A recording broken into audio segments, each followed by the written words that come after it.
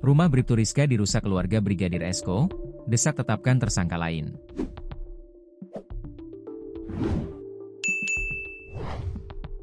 Puluhan keluarga Brigadir Esko Faskareli merusak rumah Bribtu Rizka di Dusun Nyur Lembang, Desa Jembatan Gantung, Kecamatan Lembar, Lombok Barat, Nusa Tenggara Barat. Mereka tak terima lantaran polisi tak kunjung menetapkan tersangka lainnya terkait kasus pembunuhan Esko. Paman Esko, Miase, mengungkapkan keluarga berbondong-bondong naik truk dan mobil pikap dari Lombok Tengah menuju kediaman Bribtu Rizka di Lombok Barat. Diketahui, Bribtu Rizka merupakan istri sekaligus tersangka pembunuhan Brigadir Esko. Alasan keluarga karena tidak puas dengan kinerja kepolisian, orang-orang itu kan masih berkeliaran sampai saat ini, ujar Miase.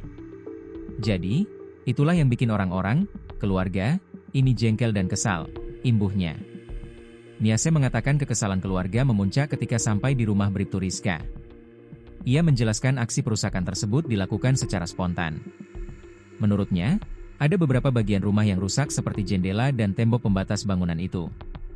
Secara spontan itu orang-orang kami tadi, nggak bisa kami kontrol, kata Miase.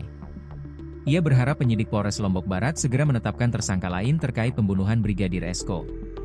Sementara itu, Kepala Seksi, Kasih, Humas Polres Lombok Barat Ibtu Amiruddin mengaku baru mengetahui ada penggerudukan rumah Bribtu Rizka oleh keluarga Brigadir Esko.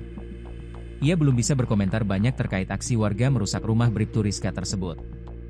Sebelumnya, Brigadir Esko ditemukan tewas di kebun belakang rumahnya di Dusun Nyur Lembang, Desa Jembatan Gantung, Kecamatan Lembar, Lombok Barat, pada 24 Agustus lalu.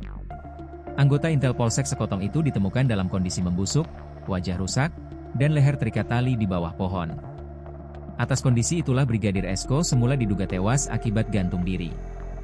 Namun, hasil autopsi menunjukkan anggota Intel Polsek Sekotong itu diduga sempat dianiaya sebelum akhirnya meregang nyawa.